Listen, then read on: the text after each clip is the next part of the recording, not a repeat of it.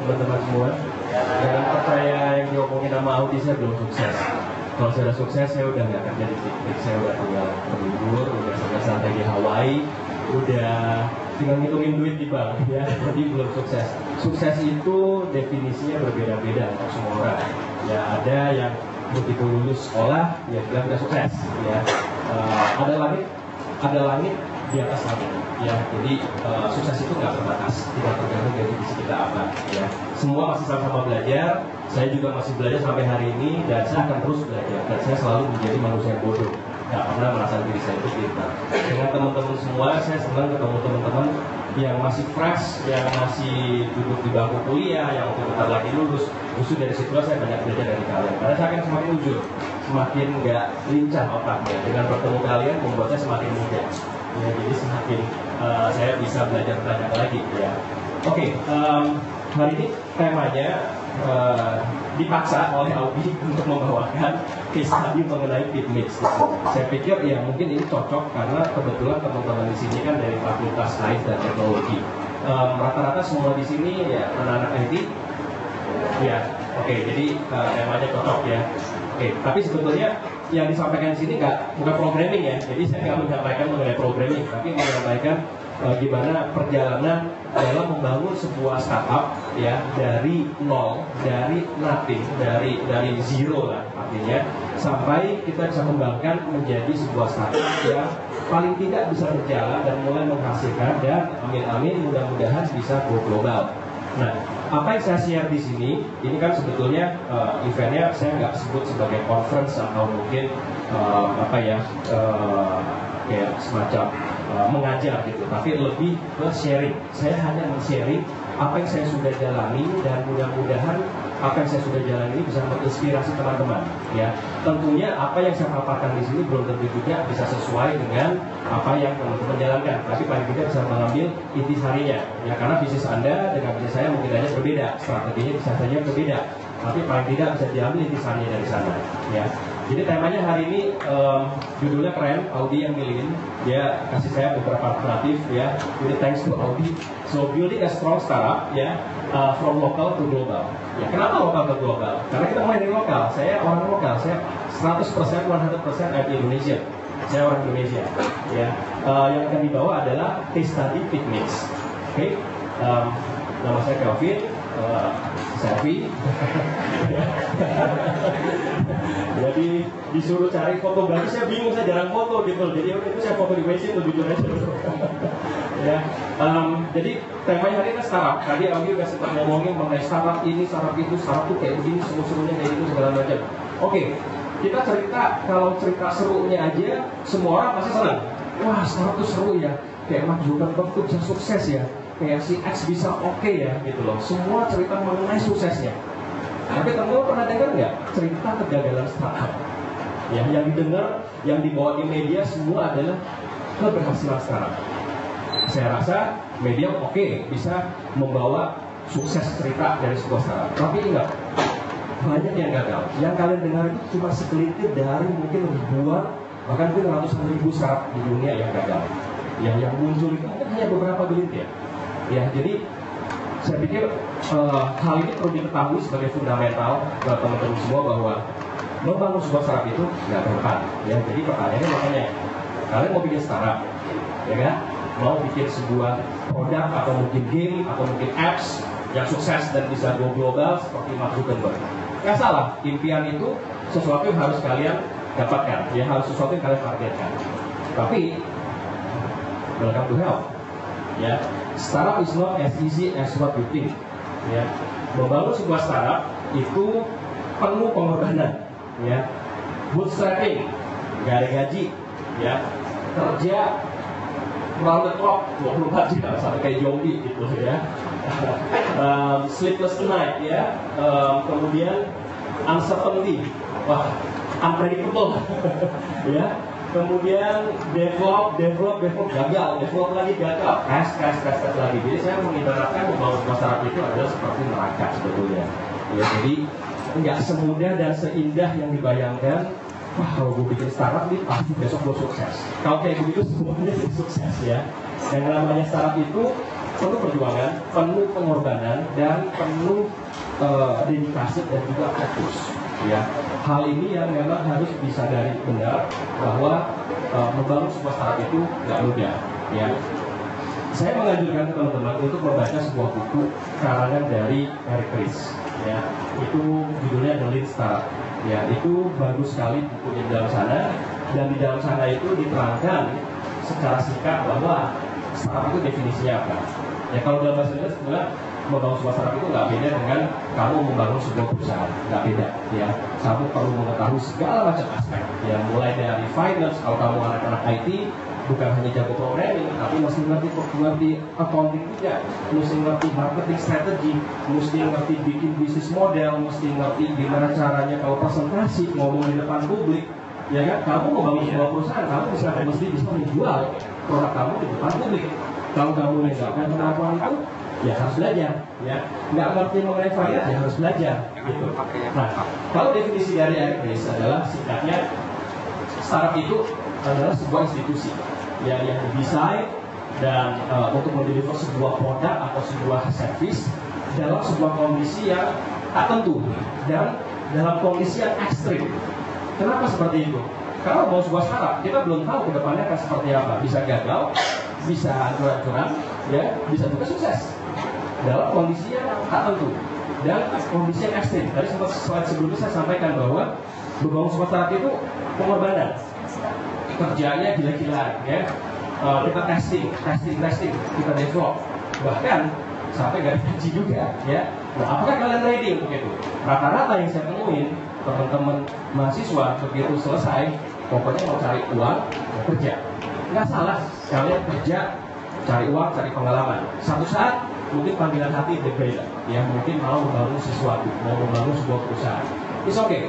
Itu pilihan. Ada yang memang mau hanya menjadi profesional, fine. Ada yang mau menjadi pemilik perusahaan, ya, nggak jadi masalah, ya. So, saya memulai 6 startup. Ya, saya sudah dalam sepanjang karir saya sudah memulai 6 startup. So, it's not only one, ya. 4 kali gagal. Ya. Jadi saya bangun startup 4 kali gagal dalam hidup saya. Yang pertama itu tahun 94 gagal, ya. Yang kedua itu di Indonesia juga gagal, ya. Kemudian saya berangkat ke Singapura tahun 97, terus ke US tahun 2001 gagal semua. Kalau kamu lihat yang paling atas, gaji pertama kalinya saya itu cuma 350.000 sebagai technical support. Ya, itu saya kerja sambil kuliah. Saya bukan dari keluarga berada. Jadi begitu lulus SMA, saya dihadapkan pilihan oleh orang tua saya, oleh papa saya. Kalau mau lanjut kuliah, cari duit sendiri. Papa nggak ada biaya. Dalam hati saya pikir, hari ini masa lulus SMA doang sih, agak kuliah, ya. Akhirnya saya bingung kan, waduh ini gimana ya. Kebetulan saya memang dari SMA nakal, suka bikin virus, suka ngerjain teman-teman yang sifatnya komputer. Satu sekolah dibikin pusing sama saya bikin virus, saya sebarin semua, dipanggil, diskors, ya pokoknya nakal deh. Sampai akhirnya saya bikin pemilihan OSIS pakai komputer pertama kali. Ya, zaman itu masih komputer. Pertama kali pakai komputer zaman saya loh. Ya, kalau zaman sekarang udah biasa kali ya. Jadi memang dari situ saya diambil pilihan yang sangat sulit. Namun saya pikir saya nggak mau berhenti hanya di SMA. Jadi akhirnya saya mulai kerja. Saya manfaatin skill set saya yang memang bisa di programming, saya ngerti IT, tapi untuk langsung kerja sebagai programmer nggak gampang. Ya udah, saya mulai kerja sebagai technical support, ngangkat komputer, ngerakit komputer, ngirim komputer ke customer, installin Windows. Waktu itu masih Windows versi 3.1, zaman dulu banget, ya. Kalau gitu berarti saya salah nih, berarti nggak ada selfie nih ternyata nih. Atau hanya di UIN aja yang nggak ada selfie? Tapi saya nggak ngerti ya selfie. Kalau nggak ngerti apa selfie, baca ya. Kalau harus baca, ini saya kasih lihat. Ini loh orang-orang selfie. Ya, yang mana pakai selfie? Yang badannya gede, habis fitness, baca gitu, foto. Atau selfie yang kreatif. Ya, ini selfie yang kreatif. Kamu lihat di sini. Ini bagus banget selfie-nya, ya. Dia foto dirinya, tapi dengan kreativitas. Beda dengan yang ini boleh, nggak apa-apa, nggak masalah. Menghargai dan mengambil diri sendiri itu boleh kok, gitu loh, nggak salah. Ya. Tapi ini yang kreatif. Ya, jadi saya mau kasih lihat ada dua dunia selfie ya. Ini juga kreatif, modelnya seperti ini. Ya, itu ada iPad, ada iPhone 2, dia take picture-nya 3 gitu loh, dan di post, ya lucu gitu. Ini juga nggak kalah selfie. Ini juga nggak kalah selfie. Pemain atas bolong juga selfie dia nge-post aja pakai hashtag selfie. Tahu istilah ini? Cabai-cabian. Awalnya saya nggak ngerti istilah cabai-cabian. Mungkin karena terpaut usia yang agak jauh kan. Ini apa sih gitu? Akhirnya mereka membuat gambar ini dan saya ternyata ngeliat di situ, oh ada kata mix gitu loh. Nah ini yang membuat kita bangga. Ternyata di kalangan cabai-cabian, ternyata bisa melihat bahwa pose alay kita membantu kamera 360, momen cam, picnic, diperhitungkan loh picnic di antara sejajaran dengan aplikasi luar negeri gitu loh. Berarti kan lumayan kan, artinya sudah ada tempat di hati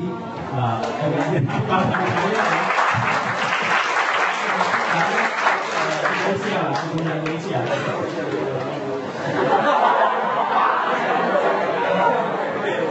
Sebenarnya ini cabai-cabian. Sebenarnya cara-caranya bahwa terong dicabain, saya nggak tahu ya. Jadi saya awal karena memang pas ada yang upload di bisa ini juga ada gitu ya. Membuktikan bahwa saya sebenarnya memang di kalangan mereka kenal. Oke, itu jokes ya. Jadi balik ke slide yang tadi. Jadi gimana apa? Problem yang mau di-solve apa sebelum membuat sebuah aplikasi? Selfie. Saya mau solve problem itu, ya. Kenapa mau solve problem itu? Karena saat ini banyak sekali aplikasi fotografi termasuk Instagram dan puluhan ribu aplikasi yang tersebar di mana-mana, tapi tidak terintegrasi. Kita pakai Instagram, kalau pasti pakai Instagram, ya kan lebih itu, ya. Habis cepat posting, kasih filter posting, udah jadi, kok bisa nunggu di like, bisa nunggu di like, ya. Saya ada yang nganggur ya. Terus dulu di komen nggak ya? Kalau komennya jelek kayak marah-marah, kenapa nih? Oh ini delete langsung gitu ya.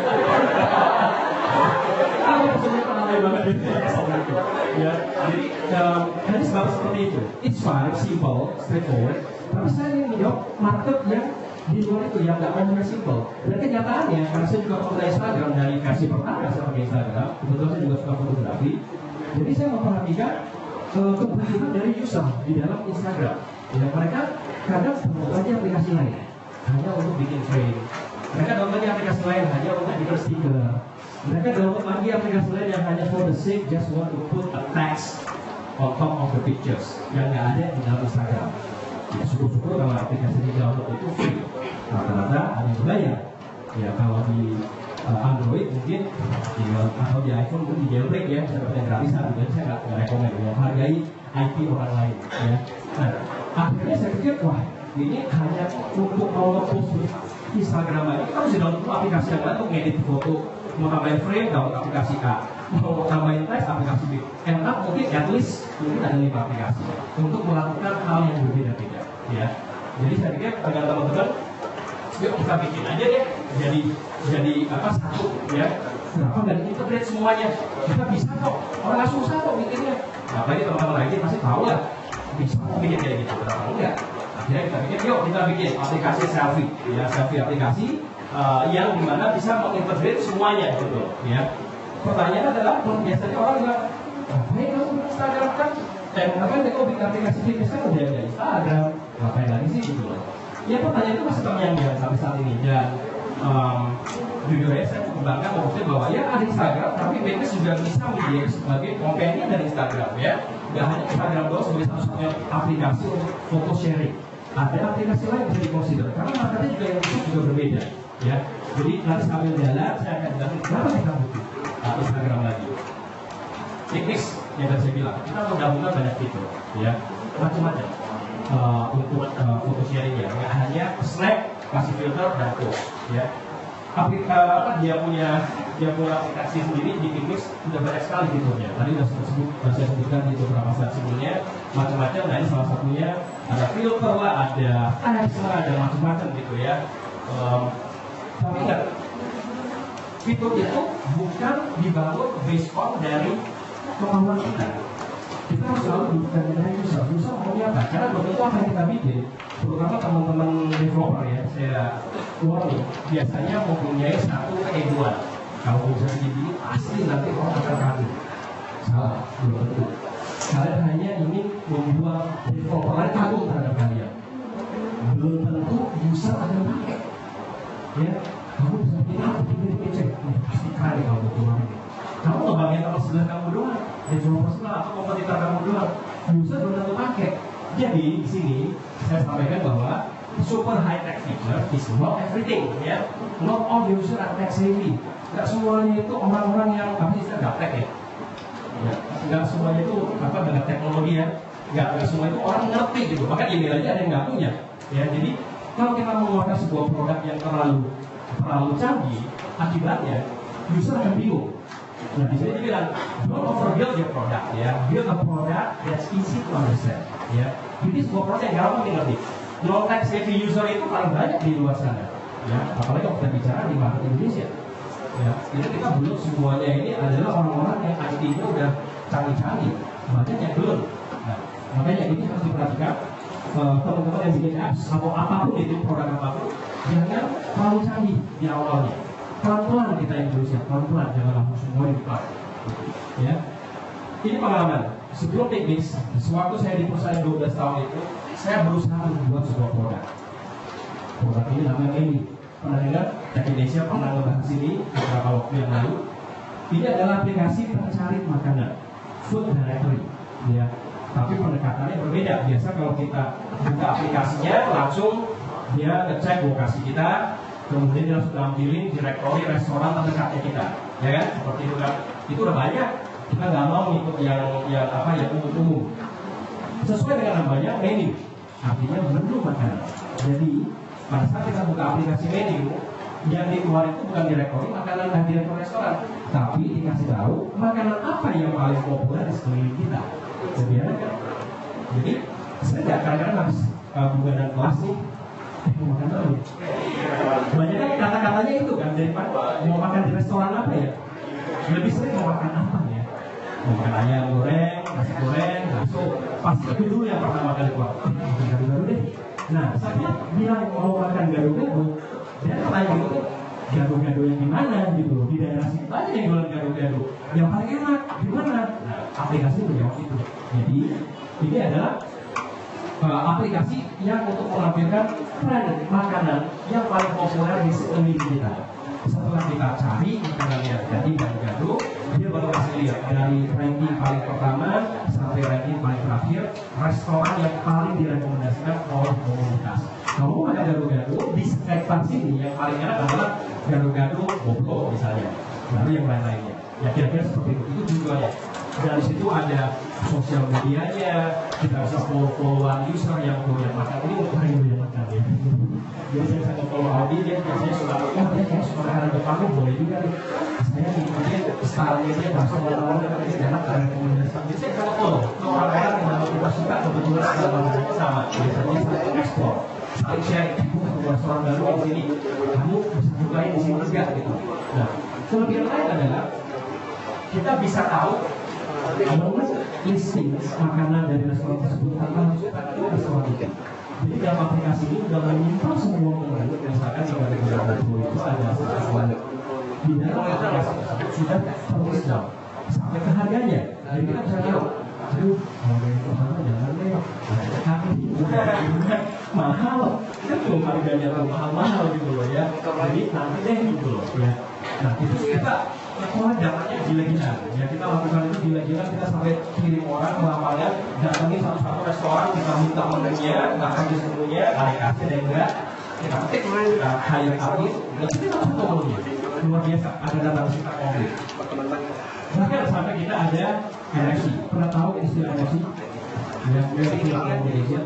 Itu kita pakai waktu itu ada pilot project dengan Nokia dengan Hagen-Dazs. Jadi kita komunikasi Hagen-Dazs, pakai handphone Nokia, tinggal kita start aja, udah langsung bukan bayar, belum boleh bayar, tapi langsung dapat bonus lagi yang lainnya. Tujuannya selain untuk bayar. Jadi mau ke restoran manapun, pakai aplikasi menu, pas mau bayar, kalau kemarin uang receh atau uang receh masalah, nggak usah keluarin uang kertas lagi, tapi tinggal tap. Keren kan? Bahkan kita punya konsep yang sampai begitu berada di restoran, tahu sih antriannya gila-gilaan kan? Setiap kali kan ke situ berapa orang ditulis namanya. Itu kan pada nunggu gitu kan? Itu kan panggil pakai doa kan? Kelvin, 4 orang udah ready. Males banget nunggu dan kita mesti duduk di situ nunggu berjam-jam. Dengan aplikasi ini itu memungkinkan kita untuk tinggal tap di sushi tray punya alat, tap, kita dapat pemeran pria. Dan kita tinggal jalan-jalan ke mall. Jalan-jalan, nanti kalau begitu udah dapat giliran kita ini dibahas. Dan ini tetap kita tinggal datang di sana. Ya, sampai ke dalam restorannya, menu nggak usah lagi panggil waiter datang untuk bilang mau menu A ditulis karena salah lagi kan. Ya, kita pernah pesan ini mas, tadi sebutnya ini, benar salahnya lo, gitu ya. Sering banget kayak gitu kan salah, jadi salah paham. Nah, kita menyiapkan alat NFC dengan resep, mau menunya apa, langsung dikirim ke inventory mereka, ke dapur mereka, ya, sampai akhirnya berbayar. Kita pakai NFC juga. So the whole concept itu luar biasa, ya. Dan ini yang aneh, susah dieksekusi. Di Indonesia itu susah banget dieksekusi gitu. Konsepnya terlalu advance. User waktu pakai menu bingung, ini menunya banyak banget sih ya. Fungsi-fungsi apa aja ya? Gila ya, mau cari makanan dari bakso itu susah banget gitu ya. Lebih cepat lu keluar, tanya satpam, bakso paling enak gimana bang? Jadi yang pakai belum lagi di sini ternyata kita nggak bisa dapat signal dengan pendidikan agada, ya. Ini pakai LBS kan? Tadi kan, masih ada tuh location based service. Di sini aja tadi saya baru gambar gitu. Nah, misalnya bloknya di sini kan atau 3G gitu kan. Dan kalau kasih ya, kalau kita nggak makan emang. Jadi nggak bisa jadi rekomen jadi makanan yang sebenarnya artinya apa? Nah, karena kecanggihannya itu tidak didukung dengan infrastruktur yang ready di Indonesia, juga dengan komunitas orang Indonesia yang belum begitu ngerti menggunakan apps, produk ini jatuh total.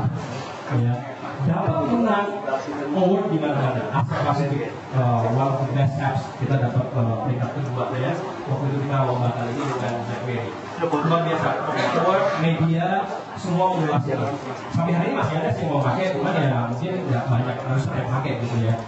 Nah ini kita belajar dari situ bahwa kita jejelin dengan begitu banyak fitur di awal, ternyata akhirnya ngebingungin user. Ngebingungin, mereka nggak ngerti cara pakainya. Nah, berangkat dari situ, kapok udah mau bikin yang kalau canggih udah lama lagi bikinnya gitu kan, ngabisin resources, ngabisin biaya, tapi ternyata cuma menang award.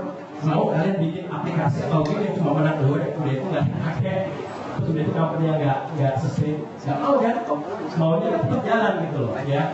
Akhirnya kapok. Waktu kita mulai bisnis, kita mulai dengan sangat-sangat basic konsepnya. Tadi saya udah kasih slide-nya mengenai selfie. Ya, jadi namanya itu kan konsep dasarnya.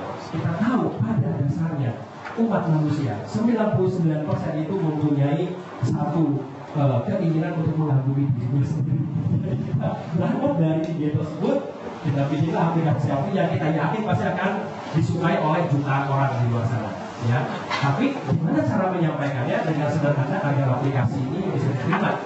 Ya, kita mulai dengan sangat basic. Ini versi pertama. Pernah ada yang download Pixpix versi pertama? Waktu di BlackBerry ada? Gak ada yang menggunakan PC di sini ya. Yang menggunakan Instagram? Oh, banyak semuanya. Ayo, buatan Indonesia loh. Ayo kita dukung produk lokal, ya. Nah ini produk pertama kita masih jelek. Kita hanya untuk testing waktu itu. Pengen tahu kalau kita bikin aplikasi kayak gini jalan nggak sih? Simple. Hal yang di screenshot yang tengah itu, begitu masuk aplikasi langsung diakan mau share atau mau nge-browse. Kalau mau share, bikin template-nya. Udah disiapin tuh template ya, frame-nya mau yang ada 3 partisi, 4 partisi, atau yang tematis, itu lagi Imlek. Kita bikin frame-frame Imlek, ya. Kemudian setelah itu masukin fotonya ke dalam sana, kasih filter, dan itu di post. Belum ada sosial medianya. Ya, cuma kalian tahu kalau kerja ini sesimpel yang ini dengan tambahan frame yang sudah predefined, user suka nggak? Ya ternyata suka. Kita kan dalam 1 hari sebelum kita terus, mereka mau flow nih, terus ternyata dalam waktu hanya 2 bulan setelah kita luncur 1 juta user.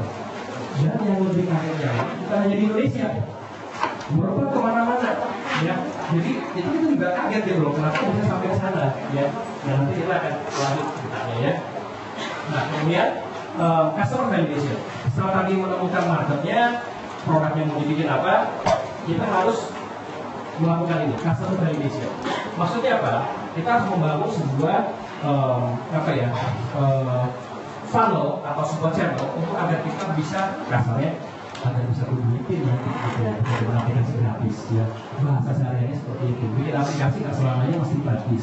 Harus ada cara duitnya. Jadi itu harus ada, ya. Jadi di sini juga saya ngutip dari sebuah buku Running Lean, di bawah itu ada, ya, Iterate from Plenty to a Plan that Works, ya, batas bukan S itu, ya, Ash Maurya, ya. Jadi the true product of a startup is not only the solution, ya, but also the business model. Ini yang sering sekali dilewatkan oleh teman-teman yang bikin startup. Bikin produk doang, tapi nggak bikin cari duitnya gimana? Ya, begitu ditanya, oh gampang, nanti cari duitnya dari iklan aja. Jawaban yang paling sering saya dengar, kalau yang bikin games, yang bikin apps, bikin web, gampang. Mengasih gampang, nanti kita dari ads aja. Oh ya, oke. Gampang udah. Ya, nggak segampang itu. Kalau aplikasi yang kamu bikin nggak ada yang download, iklan mau munculnya dari mana? Ya, itu bukan strategi yang benar untuk cari uang, harus dari iklan. Kalau aplikasi kamu, kalau dipikir sekarang kita udah ada 22 juta pemakai, kita bilang iklan, it works, dan bahkan bisa banyak sekali dapat uang dari itu. Tapi pas pertama kali kamu menunjukkan sebuah produk, bisnis modelnya udah mikirnya, oh pasti dari iklan, itu udah salah. Banyak cara untuk mencari uang dari sebuah aplikasi, ya, tergantung produknya masing-masing. Jadi bisnis model ini penting, ya, jangan sampai dilupakan dalam membuat sebuah produk. Kita harus mempunyai sebuah roadmap yang sangat solid, ya, untuk bisnis model, ya, dari hari pertama. Jadi sejak hari pertama didesain, produk kita harus sudah dipikirin, nanti cari duitnya dari mana. Boleh iklan, tapi kalau di second month terakhir, setelah usernya ada, setelah jumlah downloadnya ada, jangan di hari pertama, ya, karena itu salah besar. Kalian hanya berharap doang nanti. Nah, di TK sendiri kita ada dua, B2B dan B2C. Dari hari pertama kita udah mikirin, aplikasi foto ini bisa diapain ya? Bingung banget sih Instagram nggak bisa mikirin. Kita bisa mikir orang Indonesia, ya. Instagram orang hari bingung dia nyari duitnya dari mana. Mau bikin iklan salah, ya kesian banget ya. Yang untungnya dia dibeli sama Facebook dengan angka 1 miliar. So, ya, hobinya dia lah, ya. Nah, jadi ya kita hobi sebelum dibeli Facebook, ya. Jadi di KIK sendiri kita ada dua modelnya, B2C dan B2B.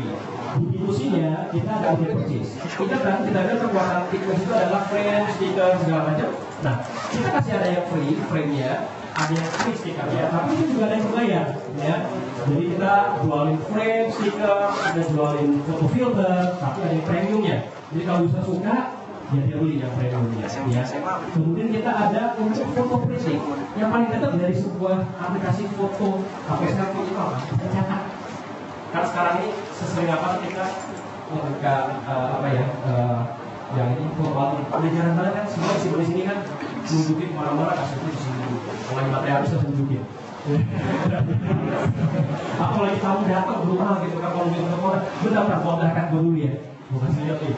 Enggak banget deh itu. Tapi bayangin kalau ada sebuah foto album keluarga ditaruh di ruang kamu lagi nunggu kita, mereka bisa balik-balik apa perlu harus ada iPad terus segala macam, ya. Jadi kebutuhan itu printing sampai hari ini orang masih membutuhkan. Ya, jadi kita juga bisa dari PPS tadi di print, ya, dalam bentuk yang seperti itu yang cantik, bukan kembali ke zaman dulu. Gampang itu tinggal tempel gitu, ya. Saat ini kan teknologi yang berkembang, kreativitas semakin canggih, kita bisa bikin foto book yang jarang-jarang ini dan bagus-bagus seperti ini. Kita kerjasama dengan produk, kita kerjasama dengan foto book. Ya, jadi kita paparan dengan mereka. Foto-foto yang dilakukan setelah berhasil dengan cantik bisa dikirim ke mereka, dikirim ke mereka, ya. Kemudian kita ada cloud storage, ya, kita bisa simpan foto-foto kita ke cloud, ya. Tapi jangan sampai seperti iCloud. Tahu kan ini kasusnya iCloud, ya? Kalian tahu? Oh ya, ada waktunya hari ini. Jadi udah klik lagi, yang lebih banyak. Nah, saya nggak mau bahas itu, ya. Jadi nggak proses. Nah, setelah B2C-nya ya, kita ada B2B-nya juga. Di B2B-nya ini kita engage dengan carrier, kita engage dengan brand owner, kita bikin foto kontes dengan milik brand ya. Jadi kalau yang pakai Pinterest pasti tahu di Pinterest itu sering sekali mengadakan foto kontes. Bagi kita ada Pinterest di sini? Ada ya? Hari ini foto kontes? Ada yang menang? Nggak ada. Yang itu soal banyak ya. Jadi, nah foto kontes itu salah satu bisnis model B2B kita yang paling jalan dan paling menarik. Karena kita bisa nge-host foto kontes dari brand. Contohnya hari ini kita lagi jalan. Nah kebetulan nih lagi jalan foto kontes dengan Dove dan Clean and Clear. Temanya selfie. Kalau yang selfie boleh ikutan dulu ya. Hadiahnya lumayan. iPhone 6.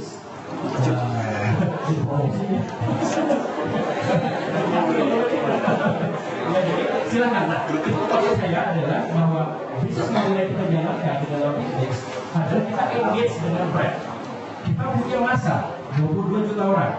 Bisa diapain nih mereka? Ngambil duit dari mereka dengan dari B2C, suruh beli stiker, beli frame segala macam, it works. Tapi orang bisa pelit. Jadi maunya gratisan doang gitu loh.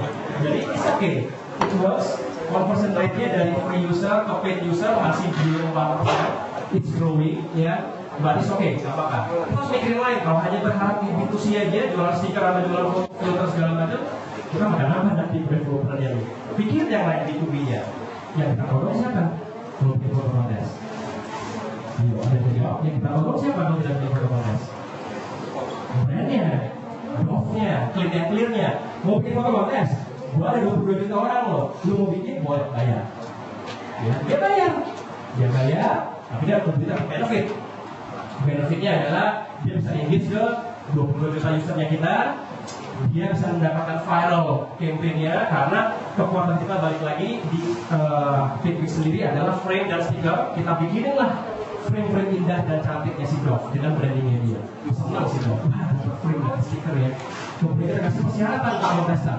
Habis kamu selfie-selfiean pakai frame-nya Dove, harus share ya ke Facebook dan Twitter. Dapatlah efek viralnya. Kemudian apa lagi yang dapat oleh brand?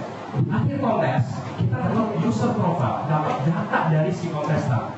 Usianya, macam-macam, tergantung kuesioner yang ditanyakan pada saat lagi foto-foto berjalan. Itu yang dibutuhkan oleh brand. Nah, di sini saya ingin menjelaskan bahwa cara bisnis model yang baik tepat itu bukan baik flipping hand, harus pikir. Harus pikir benar-benar sampai ketemu dan akhirnya diterima dengan baik dari komunitas ya, baik itu dari sisi user tidak merasa terganggu. Kalau misalkan kita sekarang bilang nanti kalau bikin apps munculin iklan terus pasti user akan terganggu, apalagi foto editing software lagi bikin cantik-cantiknya keren betul ganteng gitu kan, tiba-tiba keluar iklan segambar yang untuk satu layar, gede banget kan, ini apa tadi pakai bedak jadi fotonya jadi apa coreng-coreng gitu mukanya kan, jadi nggak seru kan. Nah, harus cari cara lain. Cara lainnya untuk di mix itu kita menggunakan foto kontes. Brand membayar ke kita. Gitu. Oke. Next. Nah ini contohnya ya, tidak persisnya, jadi frame-nya macam-macam. Kita ada kerjasama dengan Project Box, kita ada kerjasama dengan macam-macam lah dengan yang premium ya. Kemudian payment-nya bisa potong pulsa dari handphone, kita bisa terima credit card, kita bisa tidak voucher, mobile, Indomaret, macam-macam. Jadi kalau mau beli frame, mau beli stikernya Fitmix, apa? Pakai apapun bisa, mau pakai SMS bisa, mau pakai Indomaret bisa, bahkan mau pay kalau pakai Starfriend juga bisa. Itu kita siapin semua channelnya agar user gampang untuk bayarnya. Ya. Ini beberapa yang premium ya dengan yang kita suka, cewek-cewek masih suka kan? Masih suka gratis, harus bayar ya. Jadi ada Hello Kitty, ada macam-macam karena kan semakin banyak lagi dengan Disney, Nickelodeon kita juga sudah mulai bekerja sama. Ini beberapa paket-paket kreatif frame dan stiker yang kita bikin, ada yang untuk Novel, ada yang untuk Christmas, ada yang untuk Halloween, ada yang untuk Metro. Yang paling laku adalah yang untuk Novel dan Novel Lebaran. Itu traffic di server kita sampai naiknya gila-gilaan pada saat lagi Valentine. Harus foto selfie, kasih frame Valentine, I love you babe mantap ya langsung seneng ya bener tuh di Picnics gitu ya itu paling banyak ya ada yang horoskop macam-macam dan itu tergantung kita sekreatif apa kita bikin agar user mau untuk membeli ya. Ya, kita juga ada PP Shop di sana, ya yang tadi saya bilang bisa bayar pakai macam-macam ya dari credit card sampai ke pokok pulsa itu ada di sana semua. Dan hari ini kita sudah ada di 75 negara seluruh dunia. Jadi kalau kamu lagi di South Afrika, kamu lagi di Venezuela, di Brazil, mau beli premium Picnics bisa, nggak hanya di Indonesia. Kita sudah terkoneksi ke lebih dari 317 operator di seluruh dunia selama ini. Kerja yang mau berkeluar dalam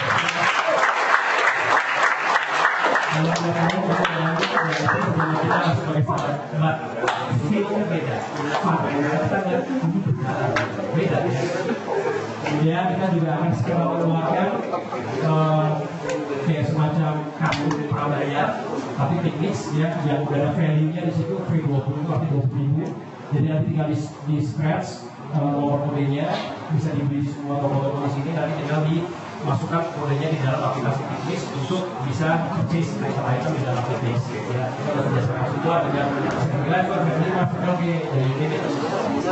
Nah yang B2B tadi saya bilang foto kontes sampai hari ini kurang lebih kita sudah ada 50 lebih bukan 40 lebih yang ada 55 yang bahkan brand yang sudah bekerja sama dengan kita untuk bikin foto kontes dari brand yang terkenal sampai brand yang biasa aja gitu ya mereka mau engage.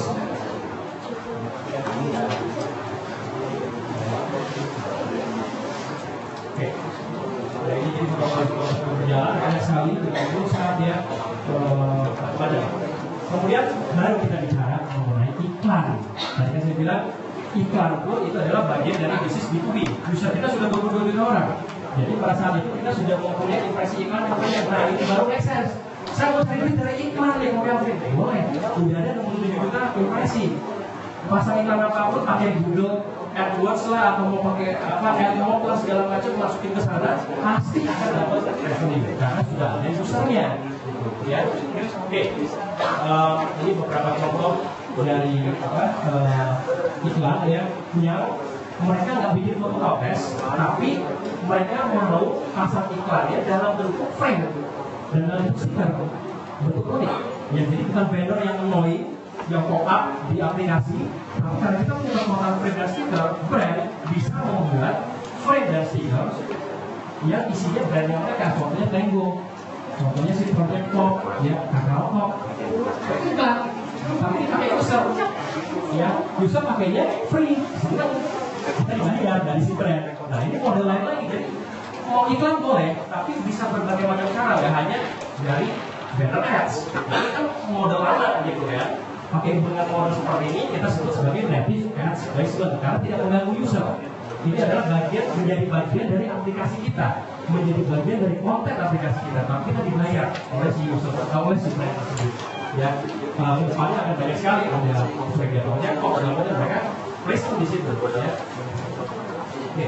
Kemudian juga di Picnics sekarang kalau kalian pernah pakai Kakao Talk, sekarang kan lebih sering Kakao Talk itu dipakai untuk mencari diskon, benar kan ya? Dipakai sebagai budgeting ya. Dan itu agak bahaya sebetulnya bagi posisinya Kakao Talk yang harus mereka messenger, tapi malah banyak cari diskon. Nah, di Picnics pun karena user kita banyak, kita pun mengadopsi hal seperti itu. Yang banyak siapa lagi?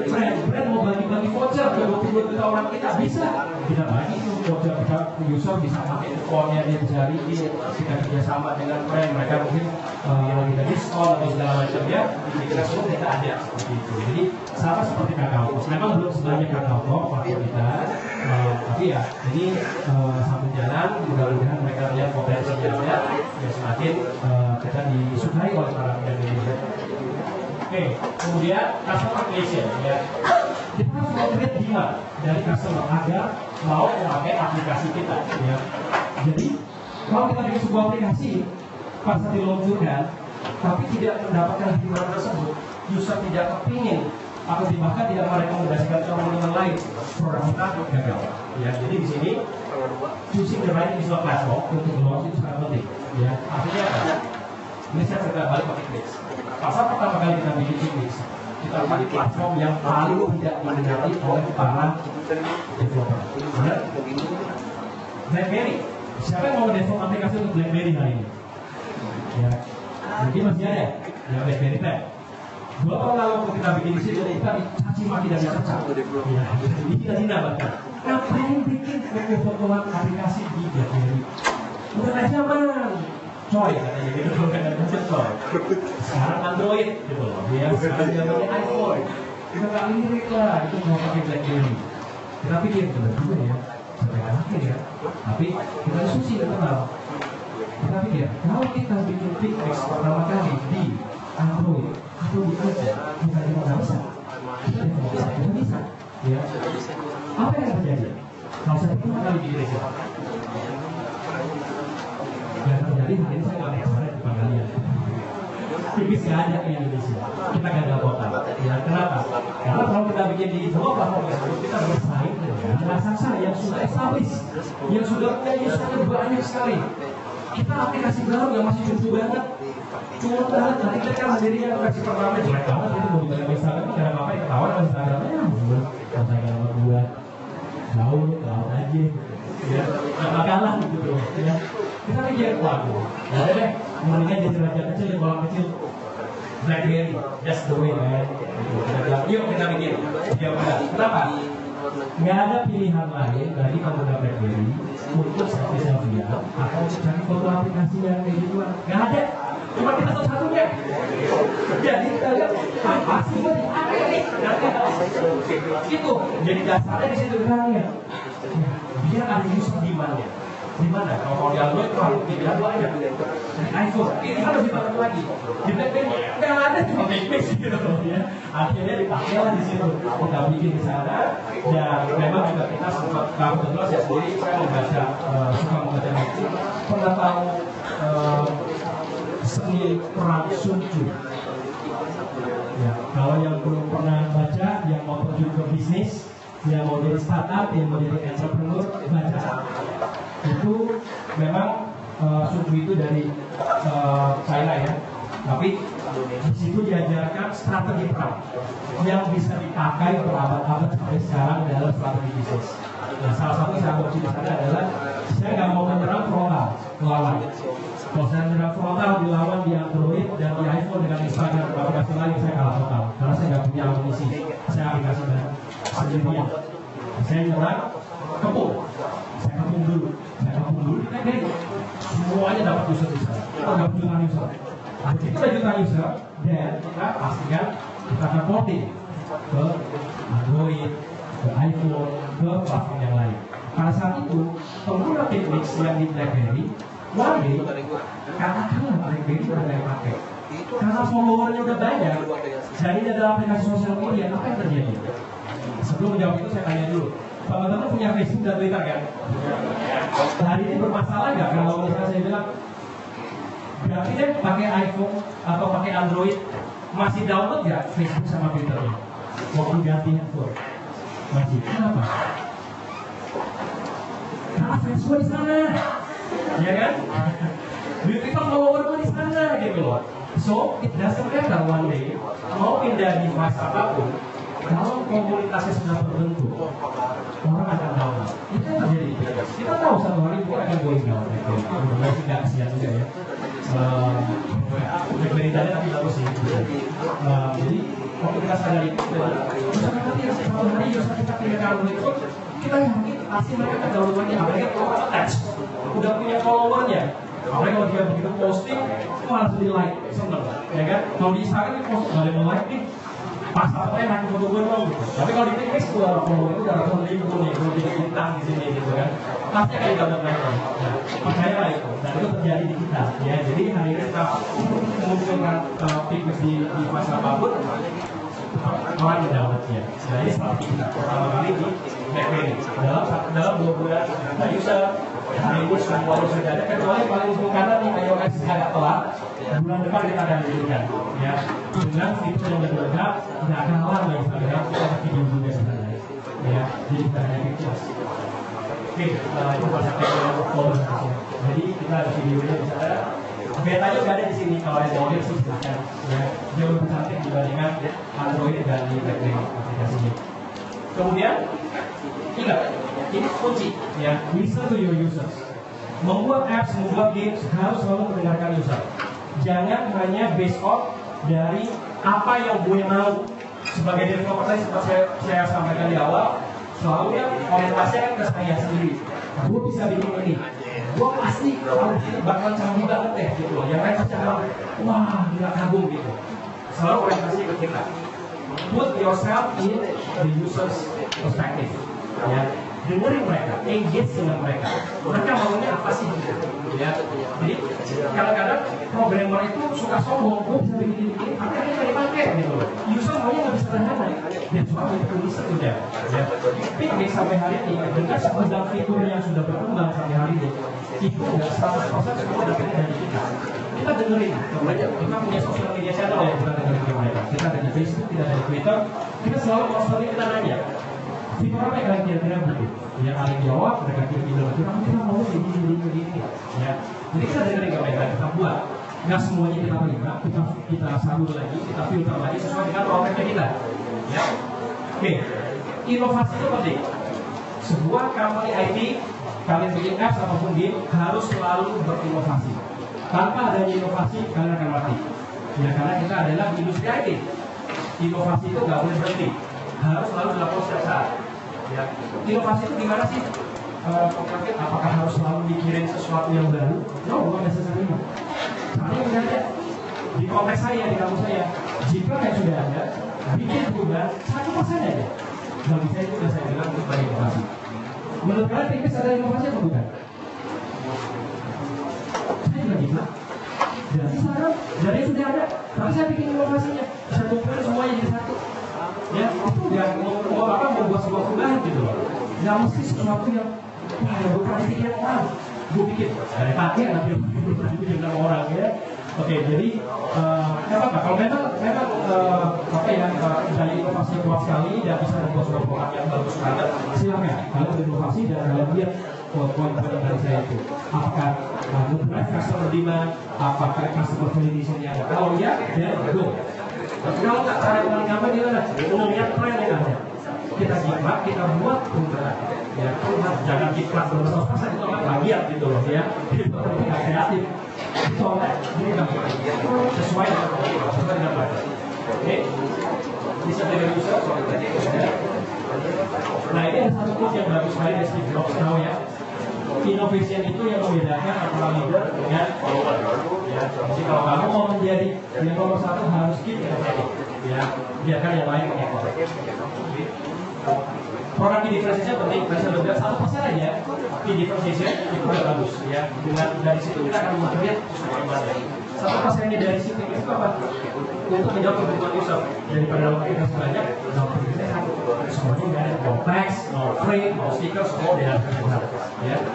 Oke, tentunya produk nggak hanya stok di versi 1, game juga nggak stok hanya di versi 1, pasti ada versi-versinya terus, ya harus ada perbaikan, bukan dalam itu. Jadi roadmap itu harus ada, ya. Ini contoh yang saya kasih yang kita lihat, kita awal sebenarnya hanya berupa frame standar dari template base. Kita banyak sekarang template base yang di sebelah kiri itu, mulai dari cita-citaan, ya, mulai dari get well soon sampai happy birthday, sampai ke occasion selamat Idul Fitri, macam-macam, Natal tahun baru ada semua. Tapi timbul keinginan dari user, mau dong frame-frame yang healthy, ya sports block, gitu. Nah kita kerjasama dengan mereka ini untuk bikin makanan, but it's not free. Dengan pay, karena itu organisasinya, ya. Kemudian ada lagi kelompok di komunitas bisnis yang kreatif. Sebenarnya sama gue gak ada bedanya dari template yang ada gitu. Jadi gue kurang keren nih gitu loh. Gue mau dong timnya bisa bikin sebuah tools yang dimana gue bisa create sendiri frame-nya. Yang gak sama antara saya dengan Audi gitu. Ya, kita bikin kan custom frame. Jadinya frame-frame area kayak begini saya juga bikin sama bikin yang gimana. Ya, kita sebagai developer yang bikin toolsnya kita sampai kaget. Oh dia bisa kayak begini ya, gimana caranya mereka bikin? Rajin banget, bener kak, ini sampai saya nggak bloknya kok cara saya ngajarin cara bikin kayak gini. Bukan pakai Photoshop ya, bukan. pakai titik. Ya, jadi orang kecil kan bisa bikin kayak gitu. Ya. Kemudian ada orang yang kelompoknya yang kelompok yang males. Yang kayak saya, males bikin kayak gini pakai. Saya tidak boleh goyang-goyang aja, jadi frame. Goyang-goyang lagi jadi frame lagi yang lainnya. Jadi ini untuk simply shaking device dan akan jadi frame yang berbeda-beda. Nah, inovasi-inovasi kecil seperti itu yang membuat user senang gitu loh, ya, menjawab dari berbagai macam market yang ada di komunitas. Oke, kemudian lanjut. Ini beberapa fitur lain, stiker, ya, kita telah menulis stikernya, tapi thanks to Line dan Kakao, mereka mengedukasi kita dengan stiker untuk gambarnya gampang banget jadinya, justru nanti ya. Kemudian ada frame yang modelnya irregular, ya, kalau tadi kita lihat kan semua frame kotak-kotak gitu kan, tapi ada yang model vertex, ini yang di develop. Jadi kita bisa bikin frame yang nanti bentuknya bintang lah, apa segala macam yang aneh-aneh kayak gitu. Nah, itu masih lagi, ya. Kemudian bisa share, bisa taruh teks, dan yang sebelah kanan ini kita bisa share ke berbagai macam sosial media. Nah, satu kebanggaan dari Pixix, kalau share ke Facebook, Twitter, standar ya, sekarang aplikasi semua bisa. Kita bisa share ke Tag, kita bisa share ke Kakao Talk. Kita ada salah satu aplikasi yang pertama di Asia Pasifik yang diajak kerjasama oleh Tag dari Indonesia. Karena mereka tahu kita besar di sini, mereka masuk ke Indonesia, mereka ada kerjasama. Ya, jadi kita senang banget jadi kerja sama Mapet, kita jadi sama Kakao Talk, bisa langsung share foto-foto yang kita kerja di Pixix langsung ke momen Pet, bisa langsung share ke Kakao Friends, ya. Oke, kita lanjut. Silakan.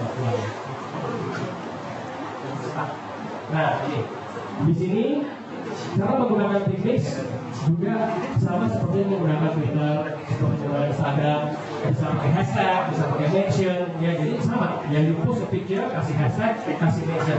Paling senang orang Indonesia pakai mention, benar nggak? Jadi lihat ya, ngaku deh. Habis di post foto, mention A, B, C itu semuanya kalau perlu. Baru masuk post foto, berharap dapat likes, berharap dapat komen, ya. Nah, kita menjawab kebutuhan user. Karena user dari situ, artinya nggak ada. Tapi ada yang bilang, mau kan ada hashtag sama mention agar kalau kita post, teman-temannya bisa melihat, tahu gitu loh, artinya akun saya ada foto-foto gitu. Ya. Kemudian kita ada import foto dari Instagram, ya. Tapi tidak sebaliknya, ngapain saya dari Instagram? Jadi user Instagram saya bantu migrasi ke Pixix gitu loh, bukan sebaliknya Pixix ke Instagram. Jadi kita ada fasilitas itu, kalau teman-teman nggak punya Instagram account, bisa import semua fotonya ke dalam Pixix. Kalau masih aktif menggunakan Instagram, nggak apa-apa, karena itu akan sync automatically. Post di Instagram akan post juga automatically di Pixix. Ya, jadi sync. Kemudian ini beberapa foto kontes premium yang kita jalani waktu lagi Spider-Man 2 launching di Indonesia. Kita kerjasama dengan Marvel, dengan Sony. Hadiahnya itu saya nggak tahu ada yang jelas nggak, tapi hasilnya bakal banget. Waktu lagi Jokowi, ya, kebetulan tim suksesnya datang ke kita, dia bilang mau bikin kampanye selfie dengan Jokowi. Jadi oh ya silakan aja. Kita sama kayak Facebook siapa saja boleh. Kemudian dengan Excel, pasangan sehati rame banget baunya. Rame banget. Dari temanya aja udah ketahuan ya. Pasangan sehati. Waduh, kayaknya jadi begitu sih bahas saya. Kemudian Kakao. Ya, ini Kakao waktu itu sempat bikin kontes foto yang meminta kontestannya mengikuti gaya stikernya dia. Bayangin seingat saya di stikernya Kakao itu ada yang biru semua kan. Nah itu orangnya ini yang kita sama badan biru semua tuh. Lihat banget, lihat banget. Dengan lain juga ya, waktu itu pernah kerjasama dengan kita Excel. Ini Country Words ya, jadi model lain lagi bukan foto kontes tapi Country Words. Kita membantu Excel untuk memudahkan sih, untuk mendapatkan user baru di Pixix. Jadi mereka beraktivitas di Pixix ada poin.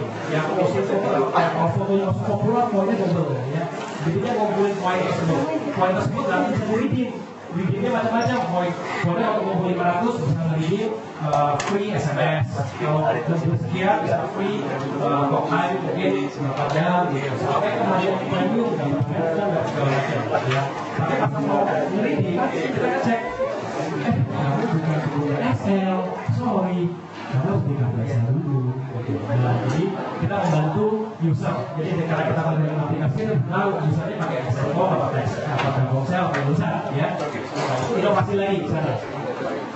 Kemudian ini ad placement tadi yang saya bilang ya, jadi kita bisa taruh iklan dalam bentuk frame, dalam bentuk stiker.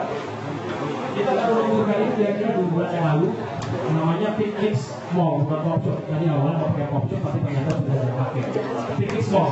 Ini jadi tak beda dengan yang namanya yang kalian tahu live shopping. Ya, pakai live sama live shopping ini tak beda. Ya, kita juga jualan di sini dan kita bekerja sama dengan Rakuten, dengan Lazada dan macam-macam e-commerce yang jualan online. User bisa beli di sana. Ya. Kemudian, nah, para pembuat game di Picnic ada satu sesi yang namanya Fun Center. Di Fun Center ini kita ada API untuk bisa kita berikan kepada developer agar bisa bikin game untuk engage ke usernya Picnic yang ada 20 juta saat ini seluruh dunia. Ya, jadi seperti live game, kalian developer bisa bikin macam-macam ya, bikin game atau apps yang disambungkan ke dalam Picnic. Ya, saat ini kita ada beberapa game di sana. Ada yang sebagian dari lokal, ada yang sebagian dari luar negeri. Nah, ini kuncinya guys. Kalau bikin foto kontes, akhirnya kita memberikan ini kepada brand. Inilah yang mereka bayar dari kita. Jadi semua foto kontes kayak tadi kita Excel aplikasi hati selama sebulan, itu nanti dia akan mendapatkan data ini yang di akhirnya. Gitu. Oke, saya akan cepat aja karena di bawah ini kita sudah mau habis waktunya. Ya. Masih panjang loh ini. Udah bosan? Kalau udah bosan, apa saya closing aja? Oke, traction ya, traction. Setelah aplikasi kalian udah mendapatkan segala macam tadi, poin-poin yang saya sampaikan, harus membuat traction agar aplikasi kalian dikenal, ya dikenal dan mendapatkan sebuah gaung yang besar. Cara-caranya banyak ya. Satu, saya akan tunjukkan good rank di App Store ya. Di Picnic sendiri kita ada 100.000 lebih review, bahkan hari ini lebih dari situ. Ranknya kita tuh bagus sekali. Masalah sekarang dari cuma top 10 apps juga bisa untuk play. Jadi semua komen-komen dari user ya, bukan kita yang create sendiri, nggak mungkin kita create komen 100.000-an. Ya biasanya gitu, developer bisa watching, ngajak ada sebuah komen yang bagus ya, kasih kalimat ya, awas sebenarnya gitu. Nah ini nggak mungkin 100.000 lebih gitu dari berbagai platform. Ngaku ya, tidak saya. Ya kemudian ya di Google yang hari juga kan bisa lihat kita udah hampir 10 juta download, itu satu yang lama. Di Google sendiri itu kita selalu menguji perbedaan ini di section application di Indonesia dan juga di aplikasi dari free apps itu kita peringkat top 20 top 50 misalnya. Kemudian ini satu yang terakhir dari siapa nih App Any ya yang menyebutkan 3 aplikasi terpopuler di Indonesia yaitu Detik, Picnic, dan Kamus. Ya, jadi kita di atas BRI, di atas kasus, di atas apa tuh OLX dan segala macam ya, di atas Fokus kita sudah habis 10 juta download di Indonesia. Ya, jadi cukup menggembirakan hasilnya. Dan support traction itu penting ya, karena kalau kalian dapat jauh ya mendapatkan sebuah support dari komunitas, dari berbagai media, kita akan membuka diri kita ini menjadi lebih besar lagi. Ya, investor bisa melirik, ya kemudian partnership bisa terjadi. Contohnya salah satu yang kita lakukan adalah dari awal sampai sekarang bahkan Indonesia aja kecolek ya berpikir ini buatan luar negeri, ternyata ini buatan Indonesia ya. Mereka nggak percaya ini buatan Indonesia untuk pertama kali ya. Kita sengaja dari awal kita tutup mulut, kita bungkam 1000 kata, ditanya media, banyak orang media kenal sama saya, ditanya film ini kerja dulu ya, nggak tahu gitu. Jadi saya diam aja, saya bilang dengan performa saya tunggu sampai 10 juta user baru kita keluarin press release, kita sebar kemana-mana dan kita bikin campaign-nya dengan menggunakan video viralnya pun dengan dubber dari luar negeri bahasa Inggris, jadi misalnya kayak dari luar negeri gitu ya. Kenapa? Ada alasannya. Kalau kita bilang produk ini adalah buatan Indonesia dari hari pertama, gagal. Kenapa? Banyak orang yang masih tidak percaya produk Indonesia itu bagus, gitu, ya. Masih menganggap sesuatu yang kalau buatan Indonesia tuh bukan hanya di produk IT, apapun fashion dan segala macam. Ya. Jadi ini memang irritating, tapi that's the truth gitu. Dan ini salah satu strategi saya ajarkan ke kalian. Kita sebuah produk yang dari awal di package-nya memang seperti buatan luar negeri. Ya bukan berarti kita mau menjadi program luar negeri, enggak. Tapi ini strategi agar user Indonesia ini bisa terima. Karena kita mau konsumsi produk luar negeri paling banyak dari fashion segala macam. Kalau gue di Starbucks keren. Happy di sini. Kalau gue di Bang Amir, warung kopi Bang Amir keren gitu lah. Ya. Saya juga malu gitu di Foursquare gitu kan. Itu konteksnya yang terjadi di sini. Ya. Hal seperti itu harus dilakukan. Makanya waktu itu kita berdiskusi, ini packagingnya segala macam harus dari luar negeri. Makanya sampai hari ini banyak media yang dipakai dan itu berhasil. Setelah 10 juta waktu saya ngomong di Indonesia, benar di Indonesia gitu. Bahkan usernya pun nggak ada yang percaya gitu loh kalau itu buatan Indonesia. Nah dari situ ada happy, ada nggak happy-nya. Nggak happy-nya udah mau bilang Indonesia nggak percaya sih gitu loh. Happy-nya berarti aplikasi gue udah senang dong dengan luar negeri sampai udah percaya. Ya. Oke, media memegang peranan sangat penting. Paling tahu ini TechCrunch. Kalau anak-anak yang dapat TechCrunch, mulai hari ini harus baca selaluan kalau enggak ya. Ini adalah dewanya media. Yang saya nggak kata Indonesia bukan dewanya media ya, tapi TechCrunch ini yang paling pertama dan mereka yang paling besar di dunia gitu ya. Jadi semua startup apapun itu ulas di sini. Jadi kalau kamu sampai ulas di sini, siap-siap jagain server jangan sampai jebol. Dan itu terjadi software jebol gitu karena langsung diserbu satu dunia ya. Dan yang baca ini adalah investor, dia lihat company-company mana yang bagus dan mereka akan ngobrol sama kalian. Setelah kita diulas ini tahun lalu sampai hari ini, hampir setiap bulan investor datang ke kita nanya, gue mau masuk nih, gue mau injek nih, gue mau invest di perusahaan lu nih gimana ya. So thanks to TechCrunch sampai hari ini kita dapat kekurangan investor dan kita bilang entar dulu ya, belum cukup gede ya. Kemudian Indonesia banyak membantu kita dalam publikasi ya, thanks to Indonesia juga dengan media-media lain yang saya nggak sebut satu-satu di sini. TV kalau jadi artis rasanya gimana gitu ya, di TV panggil grogi banget gitu loh, nggak pernah gitu loh, tapi akhirnya muncul di sana. Di Bloomberg yang baca juga orang-orang bisnis ya, jadi juga mereka membantu banyak startup di Indonesia. Kemudian Detik kita juga masuk di luar, itu software kantor kita tuh sekalian lihat berantakan, nggak fancy, nggak keren gitu ya, startup. Kemudian ini ruang meetingnya kita Bloomberg 2 kali, dia ngulas kita, ini yang kedua kalinya. Kemudian TND, ya itu tahun lalu sekitar November atau Desember saya lupa, software jebol lagi.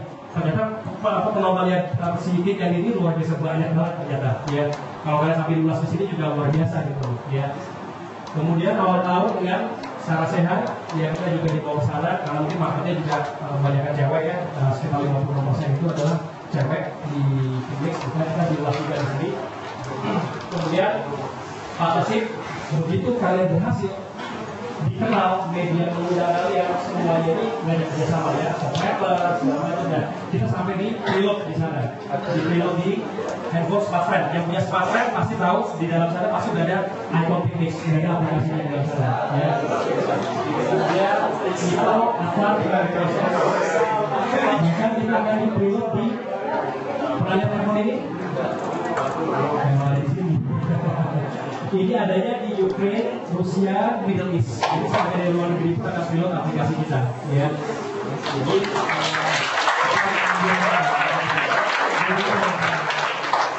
ini event yang dilakukan Sony Xperia, ya, waktu lagi bikin foto sampai dibikin booth-nya itu logonya kita bisa foto di sana. Lalu beberapa kontes. Kemudian ini dengan community jangan lupa karena tanpa komunitas kita nggak akan besar apalagi kita bicara sosial media. Ya, sampai hari ini Pinterest grow organically. Ini hashtag yang kita sempat ngecek dari server, dari database kita. Ada hashtagnya yang lucu-lucu ya, Pinterestnya Bengkulu, Pinterestnya Bogor, Pinterestnya Lombok, macam-macam sampai luar negeri. Pinterestnya itu Pinterest Indonesia. Waktu mereka post foto, mereka bangga dan mereka udah tahu ada aplikasi Indonesia. Mereka bisa community.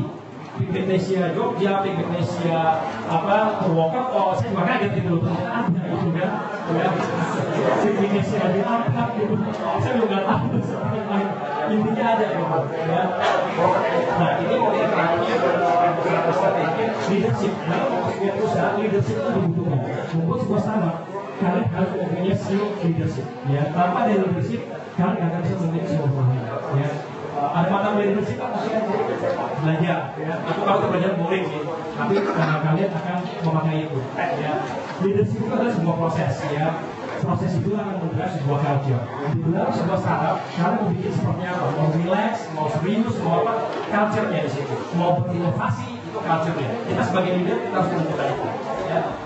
Kemudian kamu bukan Superman, ya. Kamu nggak bisa melakukan segala sesuatu di sini. Nggak bisa semua dari programming sampai ke marketing, sampai ke legal, sampai ke apa ya, ngurusin perpajakan, finance, itu nggak semuanya bisa. Delegate ke orang yang kalian anggap memang kompeten di situ. Jangan berusaha kerjain sendiri semua, kalian akan jatuh. Ya. Kerjain yang kalian kuat. Cari co-founder yang kuat di marketing, cari co-founder yang kuat mungkin di finance atau strategi. Kerjasama. Ya jangan semuanya is only single factor, itu nggak akan jalan. Oke, yang harus Superman, langsung itu. Jadi ini saya skip. Additional tips, awards and recognition penting. Tadi saya sebutkan, bikin sebuah produk kalau dapat awards, oke, tapi jangan berhenti di situ. Harus ada proses-proses yang tadi lainnya. Awards dan recognition ini membantu untuk apa ya, kita bilang promosi kalian di market bahwa aplikasi ternyata menang loh, menang di sini loh, menang di sana. Ya kita menang di buku tadi, ini kita menang di top 100 company Asia. Kita juga menang sebagai first winner di satu developer competition. Di Universitas Indonesia kita nggak menang, tapi kita masuk finalis karena kita diadunya bukan perusahaan IT, tapi perusahaan kayak asuransi sampah dan segala macam. Saya salah gambar gitu loh ya. Tapi nggak apa-apa, saya sendiri hasil ya apa-apa. Bukan IT, saya juga bingung gitu. Saya orang lain sendiri yang menang asuransi sampah, yang menang satu lagi yang Bali Cafe gitu loh, bukan IT gitu loh. Saya nggak tahu sendiri, tapi oke. Ya. Kemudian networking and event datang. Yang networking, cari network, cari kenalan. Ya jangan cuma menyendiri di kamar bikin coding aja gitu. Ya datang ke event-event. Lagi banyak saran pitching segala macam, datang. Kalian akan belajar dari sana. Ini beberapa event kita ya di internasional, di Amerika, kemudian di Amerika, ini juga di Singapura dengan Amazon, ini juga Media Fest, ini di Hong Kong. Di Asia tahun lalu ya kita siap juga di sana. Ini barusan untuk festival Respon buat kemarin. Ini yang barusan saya baru balik dari Bali. Jadi kita pitching grogi banget, ngobrol dengan sendiri kita masih oke. Saya ngobrol dengan 700 orang bule semua lagi. Grogi banget masih pakai bahasa Inggris gitu loh. Ya jadi ini kita pitching di sana. Oke, beberapa yang lucu. Ini kalau ada yang nggak percaya Picmix Buatan Indonesia, lihat foto ini. Ini foto pertama Picmix. Mungkin kawan luar negeri ada pecelele di negara ini. Nggak ada kan? Ya, ini salah satunya kawan saya pecelele. Ini komen pertama. Mungkin kawan luar negeri ada yang namanya Neng Depi. Kita sih biasanya udah edit tuh selalu bad respon. Awal-awal yang jadi saat itu harus stabil. From Neng Depi. Kamu ini kenapa ini namanya Neng Depi?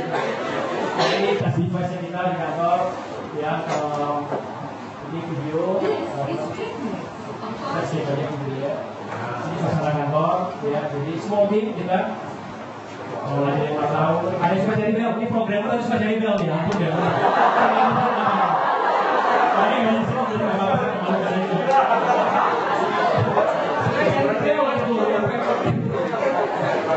Nah ini timnya kita cuma sekarang cuma 19 orang ya, kecil.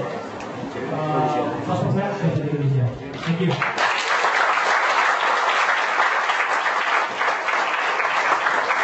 Oke. Jadi itu luar sekali ya. Khususnya dari lokasi kebijakan dari Picmix. Oke, kita buka sesi tanya jawab nih. Ini tanya jawab aja. Coba bertanya apa? Yang pas penasaran tentang namanya tanya aja mau pakai di mana. Kita buka dari 3 orang dulu, maknanya 3 pertanyaan dulu. Oke. 3 pertanyaan. Ya, 1, 2, lagi. 3, oke.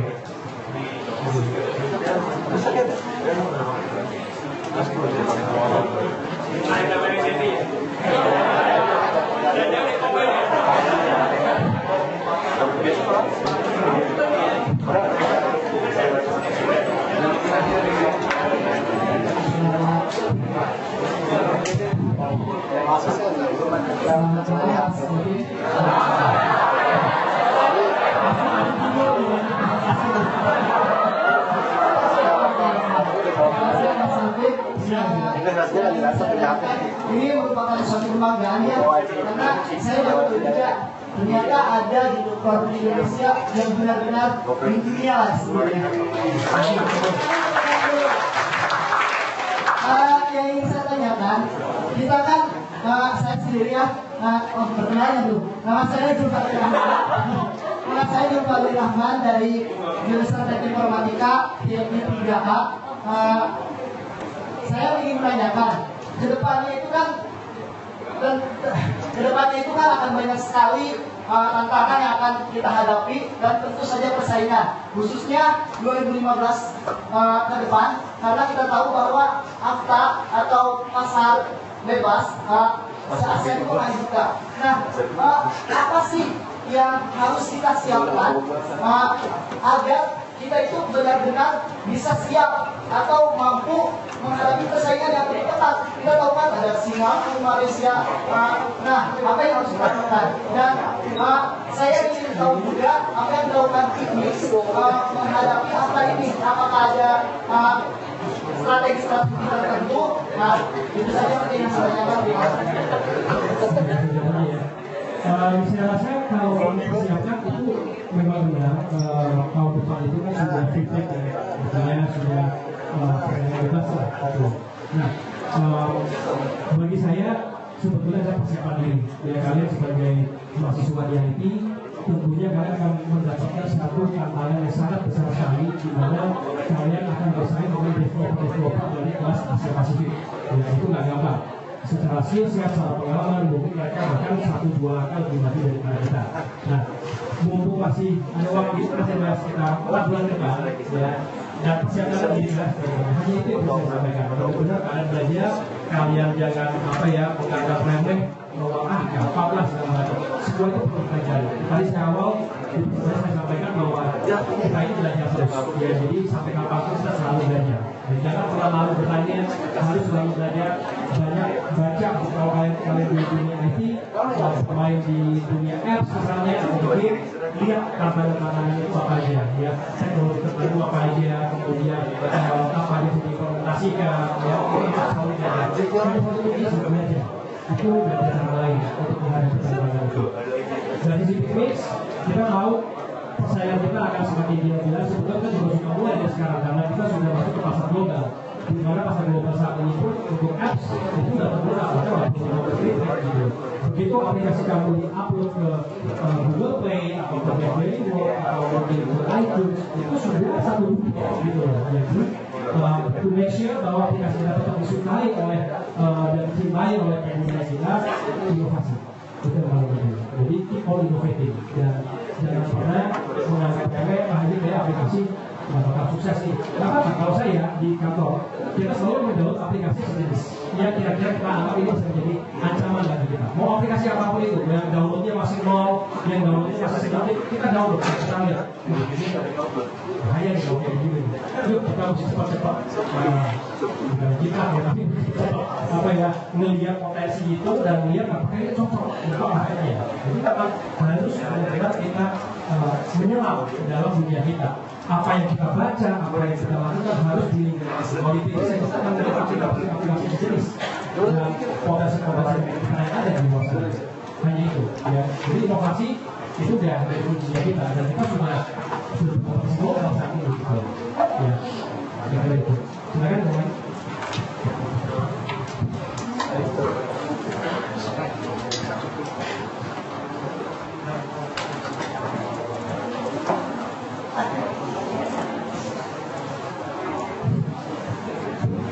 Assalamualaikum.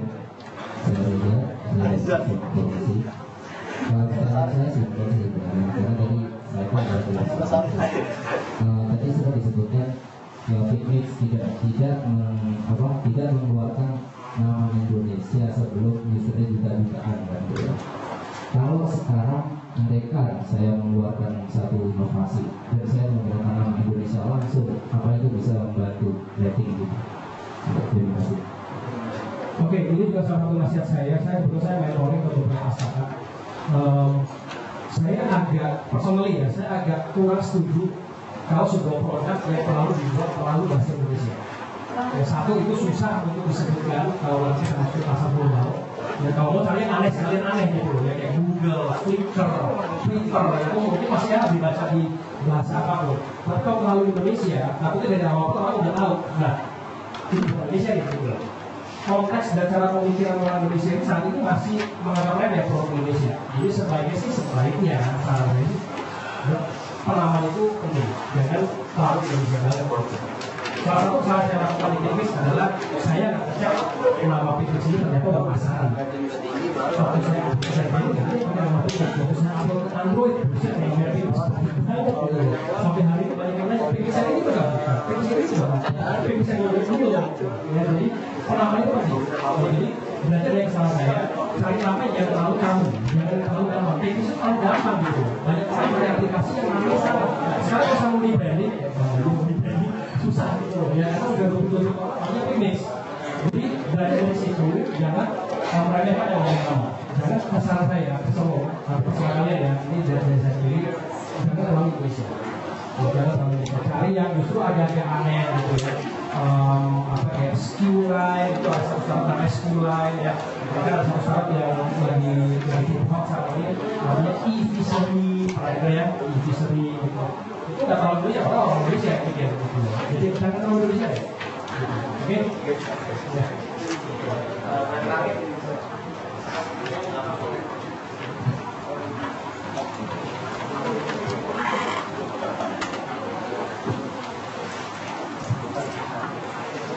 Saya Mas Kevin, Alvin. Saya Agus dari SI semester 5. Saya mau nanya tentang bisnis saya. Ini kan sekarang Pixmix itu 20 juta pengguna ya, dan lebih dari 1% pengguna aktif bulanan. Nah, seandainya Pixmix menurun penggunanya, selain berinovasi, apalagi yang harus dilakukan oleh Pixmix untuk rebranding, untuk naik lagi? Ya. Program itu pasti ada life cycle-nya ya. Artinya kalau berbicara mungkin yang lebih cepat life cycle-nya itu adalah game. Game itu rata-rata 3 bulan orang main pas bosan nggak akan turun. Dia harus bikin lagi game yang baru. Ya, itu yang paling cepat life cycle-nya.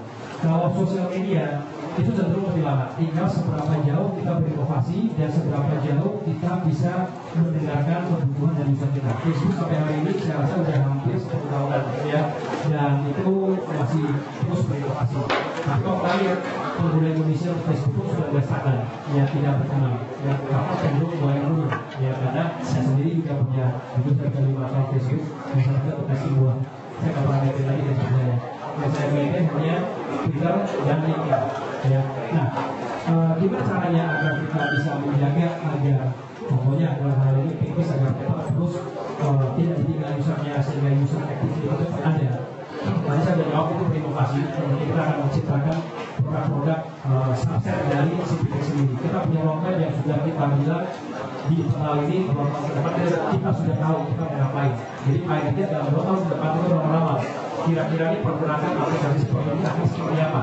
Dan tadi saya sebutkan salah satu pengembangan dananya kan kita semua melihat sosial media ini perkembangan seperti apa. Kalau kita bicara sosial media, dan sosial media sekarang pergerakannya ternyata contoh kasus kata ya, pergerakannya sekarang ternyata menuju ke close social network. Dulu open social network, Facebook itu open social network, Twitter itu open social network. Sekarang ke close social network. Contohnya apa? Batasi 250 hanya orang-orang yang benar kita kenal, benar akan share ke mereka, nggak lagi yang namanya gila-gila follower. Nah, tren ini mulai terjadi dan orang-orang mulai merasa bahwa namanya privacy itu ada penting. Ya, walaupun Indonesia belum sebanyak kayak di Amerika, tapi kita udah mulai melihat, wah ini akan menjadi isu di satu hari kalau Pixmix tidak merubah model sosial medianya untuk bisa menjangkau juga bahwa yang namanya social media. Ya, nah, ada beberapa kasus yang ada juga di Pixmix, user yang ngomel dari ayahnya bahkan dia bilang orang bule, dia bilang dia suka Pixmix, dia suka anak perempuannya bermain Pixmix, tapi dia merasa tidak aman karena yang nge-like, yang nge-comment is totally strangers di foto-foto anak saya. Bahkan anak saya kadang-kadang memposting foto keluarga. Nah, orang ini komplain ke kita, ada nggak settingan privacy yang dia bisa hanya nge-share ke teman-teman yang dia kenal, yang hanya dia bisa share ke orang-orang yang dia dekat atau hanya keluarga. So, listen to the user, yang aku tadi bilang, inovasi, ngedengerin dan melihat perkembangan yang ada itu sangat penting. Itulah kunci untuk menjaga agar produk kamu ini tetap sustain nantinya. Ya, gak ada cara lain selain seperti itu. Dengerin terus. Gak bisa kita hanya speknya hanya A aja untuk 10 tahun ke depan. Pasti ada pivoting di kiri dan kanan selama perjalanan 2 tahun ke depan aja, 1 tahun ke depan aja. Pasti ada pivoting. Itulah kuncinya untuk menjaga agar user kita tetap akan ada stay di kita. Seperti itu. Cukup menjawab, Mas?